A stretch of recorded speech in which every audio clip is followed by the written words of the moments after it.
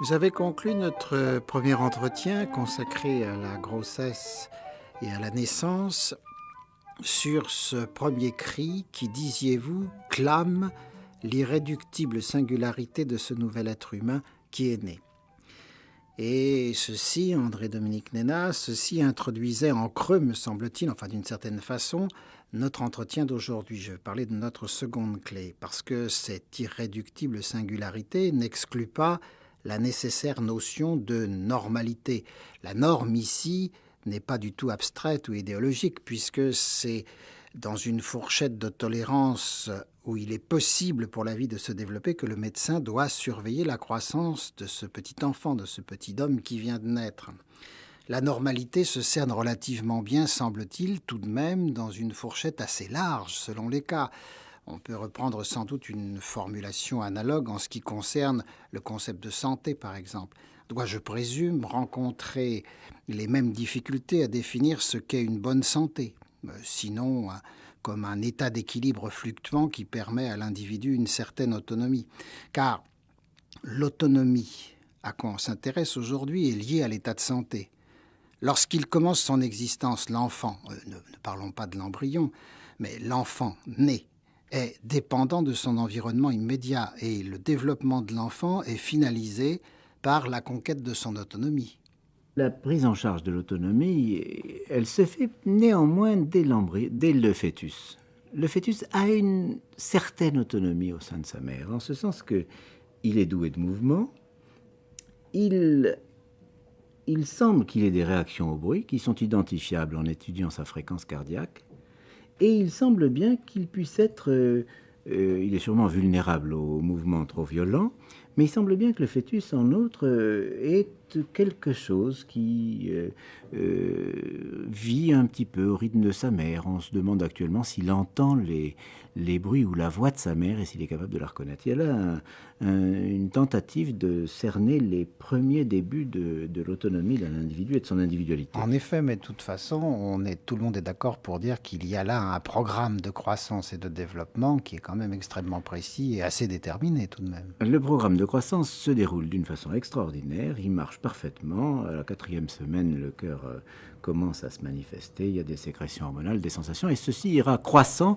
jusqu'au moment où l'enfant arrivera à sa naissance. Lorsqu'il naît, ce qui est très remarquable, c'est la rapidité avec laquelle se met en route la respiration. Le premier cri et la respiration. À cet instant, si le trou de Bottal qui faisait communiquer les deux cavités droite et gauche du cœur n'était pas fermé, il se ferme, la respiration a lieu et l'hématose spontanée commence, alors que jusque-là, le fœtus était nourri par la respiration de sa mère en ce qui concernait son oxygène. Et le signal du bon fonctionnement, c'est le cri à la Le naissance. signal du bon fonctionnement, c'est le cri, et on a défini, dès la naissance, une sorte d'indice qu'on appelle l'indice d'Apgar, dans lequel on étudie la couleur. Le nouveau-né bien portant doit être rose, il doit avoir un cœur dont la fréquence dépasse 100, il a un rythme respiratoire régulier qui est très rapide, et il a une réponse rapide au chatouillement nasal, il se met à éternuer et à tousser.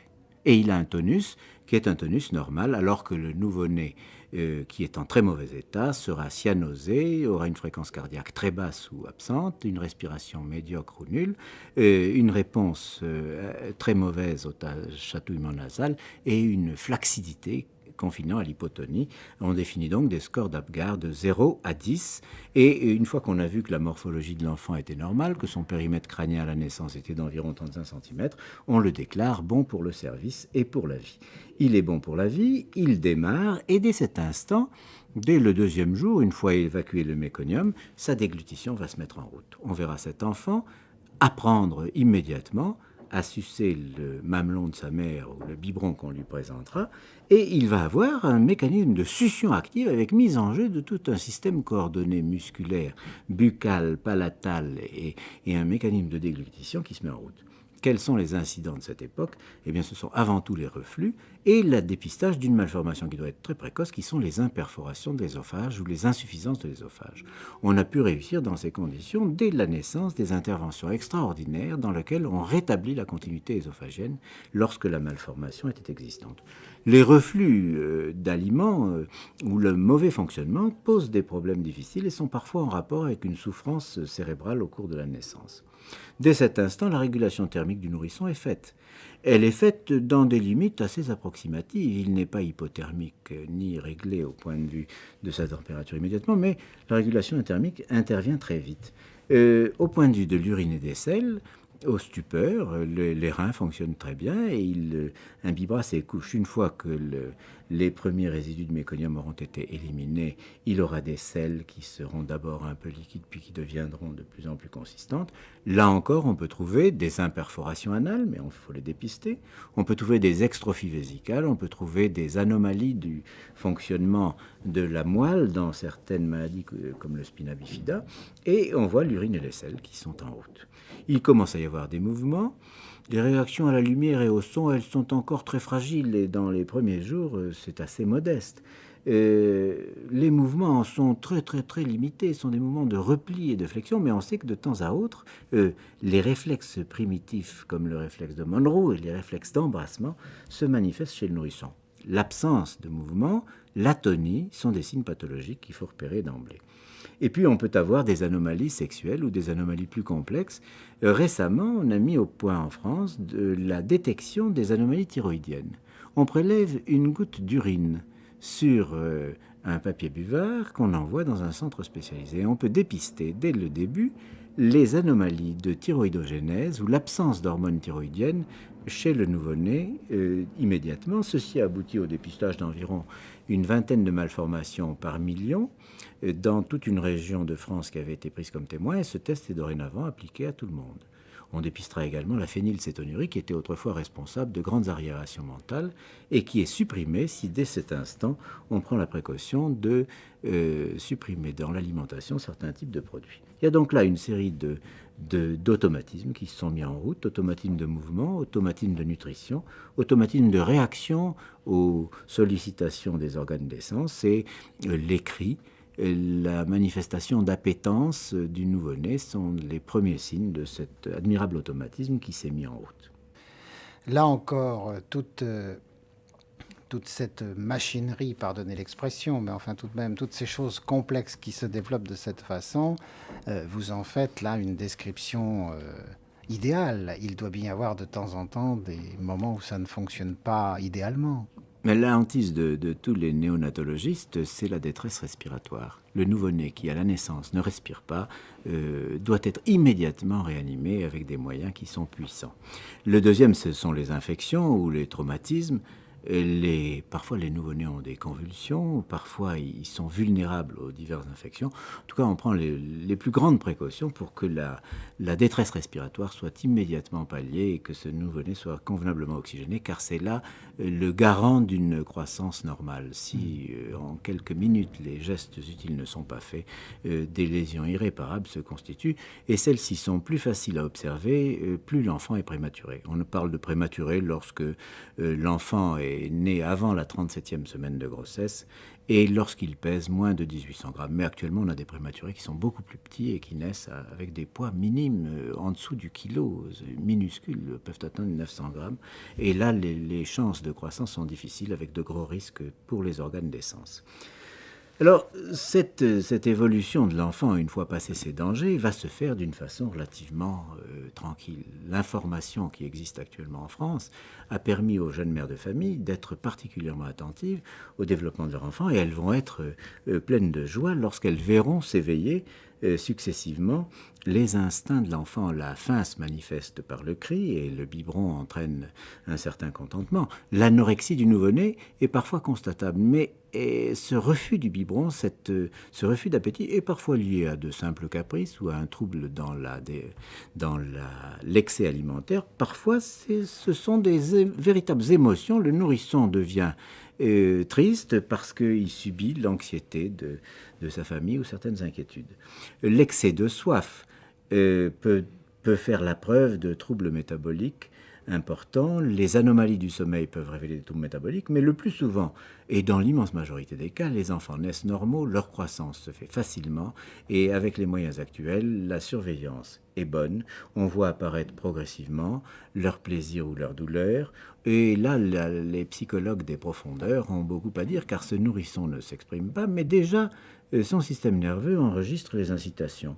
Oui, on sait que dès la fin du premier mois, il commence à voir des détails et non plus de simples effets lumineux. Au bout de 3 mois, il tient sa tête. À 6 mois, il se tiendra assis et bientôt il sera sur ses jambes. On sait qu'il marchera entre 12 et 18 mois et progressivement, cet enfant qui était initialement vulnérable, qui était à la merci du froid, à la merci de la dénutrition, va augmenter ses résistances, il va grandir et en 1 an, il triplera son poids de naissance. À 1 an, il pèsera environ 10 kilos. Il aura grandi et il va devenir sensible au jeu, sensible à l'émotion. On l'aura vu sourire, on l'aura vu manifester par le geste ou par le cri, son contentement ou son refus. On verra se mettre en place les mécanismes associatifs et l'on sait combien un enfant est sensible à la répétition d'un geste, combien le sourire naît lorsqu'on lui montre à plusieurs reprises le fameux jeu de se cacher puis de réapparaître va se manifester. Et l'enfant établit à côté de ses instincts élémentaires une croissance qui va être de l'ordre sensoriel, de l'ordre émotif, de l'ordre intellectuel. Tout se met en route au fur et à mesure qu'il est entouré d'affection et qu'il vit de façon autonome.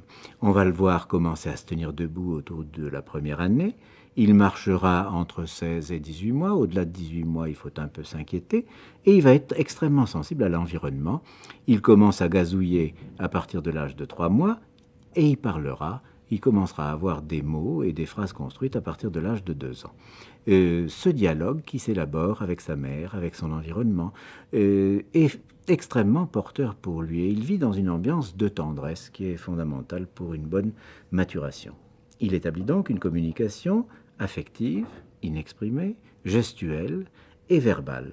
Et progressivement, il met en place toutes les caractéristiques de l'homme. Il sera ainsi debout. Ensuite, il deviendra doué de parole et le chemin s'ouvrira devant lui pour qu'il devienne un ouvrier de ses mains et qu'il apprenne en jouant à devenir un élément de société. Oui, mais il y a, je présume, des pathologies propres à toute cette période. Quels sont les troubles qu'on rencontre le plus souvent à cette époque ? Les premiers sont des troubles qui peuvent être des troubles de l'apprentissage. L'apprentissage se fait de façon lente et progressive, elle commence dès le premier jour. Il peut y avoir des défauts d'apprentissage dus à des lésions cérébrales. Très souvent, on dépiste des surdités, il faut savoir les dépister très précocement, car l'enfant a un trouble de perception, il ne voit pas ou il entend mal, et à partir de ce moment-là, il ne parvient plus à construire parfaitement son système intérieur. De temps en temps, ce sont des troubles de l'attention, et il peut s'agir d'enfants qui sont parfois troublés dans leur sommeil ou qui sont nerveux, et puis il peut y avoir parfois des retards mentaux qui sont en rapport avec une anoxie de la naissance, qui peuvent être en rapport avec des maladies congénitales, hélas, comme les trisomies, comme des maladies métaboliques, comme les mucopolysaccharidoses. Il peut y avoir des enfants nés avec de petites têtes, et on sait que les produits ingérés par la mère pendant la grossesse peuvent avoir un défaut. On aura donc des tests, on s'est efforcé d'en trouver, qui pour permettre de suivre la croissance de l'enfant. Les tests de Binet et de Stanford sont étalonnés entre l'âge de 2 ans et de 4 ans. Les tests de Wechsler couvrent la période de 4 à 6 ans et de 5 à 11 ans. Et il y a là des tests de dénomination, des tests de manipulation d'objets, des tests d'action positive. Et l'on sait qu'on a défini le quotient intellectuel. Ce qu'on sait, c'est que lorsqu'on a un quotient intellectuel inférieur à 35, allant de 20 à 35, le retard intellectuel est grave. Il est profond et il est souvent impossible à redresser lorsqu'il s'abaisse en dessous de 20. Et il faut bien voir à ce moment-là qu'il y aura là une grande difficulté pour assurer, alors que la croissance du corps s'est faite de façon normale, il sera très difficile d'assurer une croissance intellectuelle, rationnelle et scolaire chez ces enfants.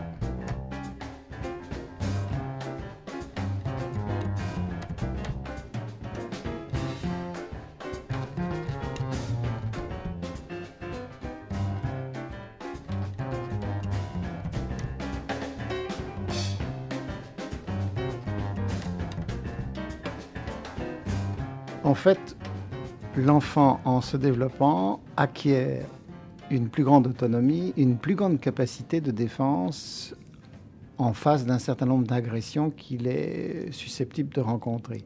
Mais en revanche, en étant tenté de découvrir son environnement, il rencontre un certain nombre d'autres dangers pour lesquels il n'est peut-être pas adapté d'emblée. Il n'est pas adapté d'emblée, d'autant que cet enfant va, au fur et à mesure qu'il grandit, il augmente sa singularité, il augmente son caractère autonome, et son autonomie se construit effectivement à partir de l'âge de 3 ans. Il commence à être autonome, à vouloir aller là où il veut, avoir une réaction oppositionnelle, qui est le fait de l'âge de 3 ans, avec quelques colères, et il commence à être apte à la vie en collectivité, on pourra le scolariser, mais il est fatigable, et le temps de l'enfant est beaucoup plus restreint que le nôtre. Au début, il dort toutes les 3 heures, ensuite il dort toutes les 4 heures, ensuite il arrive à un rythme nictéméral. Ce rythme se constitue lentement. Le rythme de l'enfant doit être préservé, il doit être surveillé lorsqu'il est dans les petites classes, et l'effort de sagesse, de calme, d'alternance entre les périodes de jeu et les périodes de tranquillité doit être poursuivi avec beaucoup de minutie. Toujours à cet âge-là, il commence à discerner sa droite de sa gauche et il se dessinera comme droitier ou comme gaucher. Il faut l'observer et accompagner cette croissance avec douceur. Entre 4 et 5 ans, il commence à se poser des interrogations et il met en place un système logique. Il est sensible au rythme de la vie, il enregistre les contradictions que les adultes peuvent établir dans leur existence et avec un regard souvent perçant, il dépiste les phénomènes curieux qu'il note. Il commence à jouer avec l'idée de vie, avec l'idée de mort. Il prend notion de sa taille, mais il peut manifester des irritations, des désirs, des émotions. Il est apte au jeu. À 7 ans, il commence à prévoir, à avoir une notion sur l'espace et sur le temps. Et puis cette croissance va se poursuivre avec beaucoup de régularité, jusqu'au moment où la puberté va s'installer. La puberté s'installe entre 9 et 16 ans, dans nos régions plutôt entre 11 et 14, et l'on verra se dessiner l'aréole des seins qui commence entre 9 ans et 13 ans, la pilosité pubienne, l'accroissement somatique qui est maximum pendant une période après une phase de maturation et qui démarre entre 10 et 14 ans. La forme féminine se manifestera entre 11 et 16 ans. Les règles apparaîtront également durant ces périodes, comme les poils axillaires. Et on a donc toute une série de critères qui permettent de définir l'état de puberté, celui où le pubis se recouvre de poils.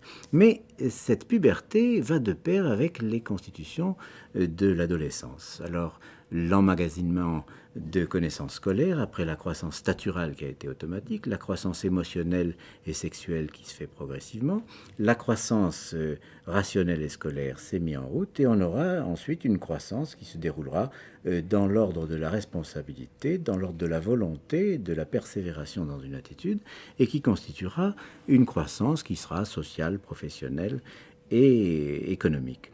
Cette période d'adolescence actuellement est bousculée dans les pays développés. La scolarité est prolongée et les troubles de l'adaptation ne sont pas rares. On sait que le grand drame de ces adolescents va être la survenue de troubles du comportement alimentaire, anorexie mentale qui parfois est dramatique, on voit des adolescents perdre des kilos. D'autre part, on a des scolioses qui peuvent être notées, c'est plus facile, c'est dans l'ordre somatique, on peut essayer d'organiser un comportement à l'égard de la sexualité qui ne soit pas excessivement animal, on peut apprendre à user de ces fonctions, mais on sait que le gros danger de cette période de la puberté et de l'adolescence va être l'aspiration vers le suicide, qui a augmenté dans les dernières années et qui actuellement, entre 10 et 14 ans, atteint 1 pour 100 000 enfants, moins chez la fille, alors que les adolescents entre 14 et 18 ans, 12 pour 100 000 d'entre eux réaliseront une mort précoce. Et il y a là, dans nos sociétés développées, un problème qui est très difficile. L'initiation qui existait dans les forêts tropicales n'existe plus, et actuellement ce problème est assez préoccupant.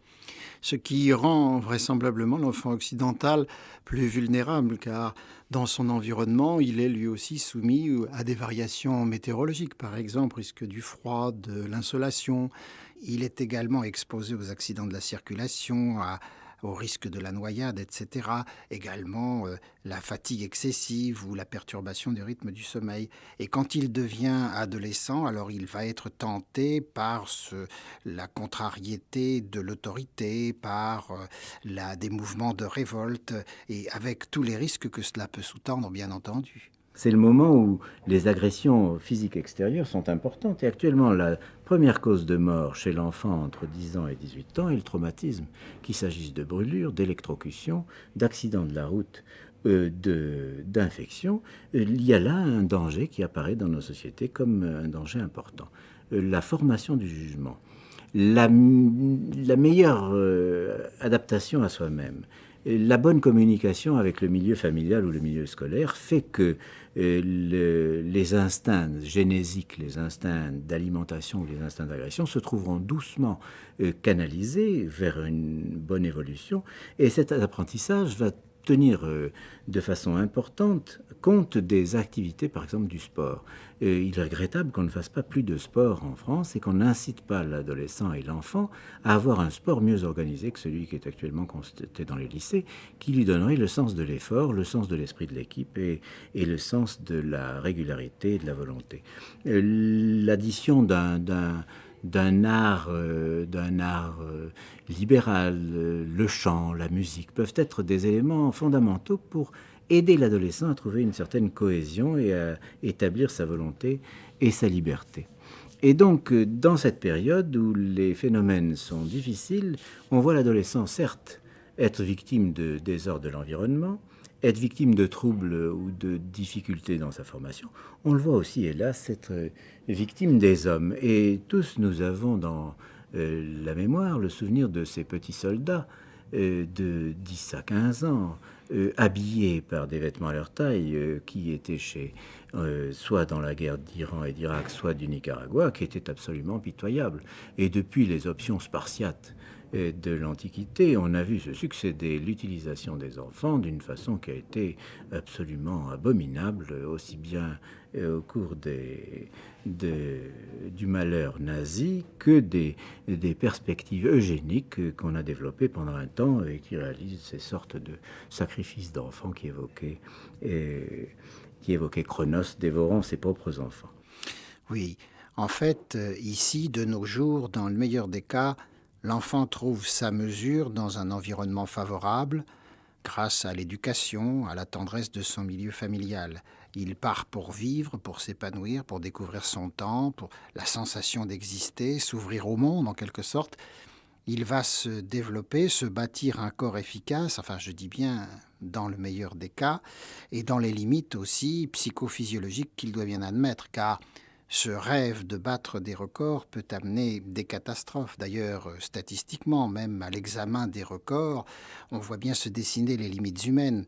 Par exemple, Jess Owens, en 1936, courait les 100 mètres en 10 secondes et 3 dixièmes, je crois bien. Eh bien, ses successeurs, en 50 ans, n'ont guère gagné que les 3 dixièmes en question. Nous avons donc des limites. Le lancer du poids atteint 22 mètres. C'est vrai qu'on saute à la perche plus de 6 mètres maintenant, qu'on fait 100 mètres de natation en 50 secondes, mais c'est vrai que nous sommes limités et que nous n'avons ni la force d'un bœuf, ni celle d'un tracteur. On a pu faire des levées de poids, atteindre un total de 465 kilos en arraché, en porté à partir des épaules. On a pu traverser l'Atlantique en 71 jours à la rame, mais ces records qui tirent vers les sommets que peut atteindre l'économie du corps ne doivent pas faire négliger les options moyennes qui doivent préserver pour l'enfant et l'adolescent des milieux de surveillance régulière, privilégiés dans leur alimentation, privilégiés dans l'apport humain et social qu'ils doivent recevoir, et parmi lesquels la tendresse n'est pas des moindres.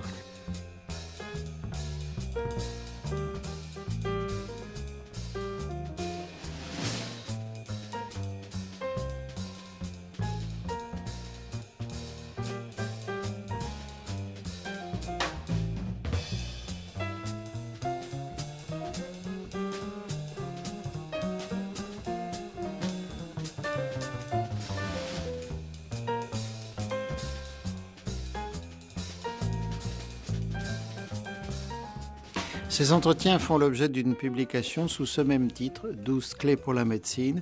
Ils sont publiés aux éditions Belin et le livre se trouvera très bientôt en librairie.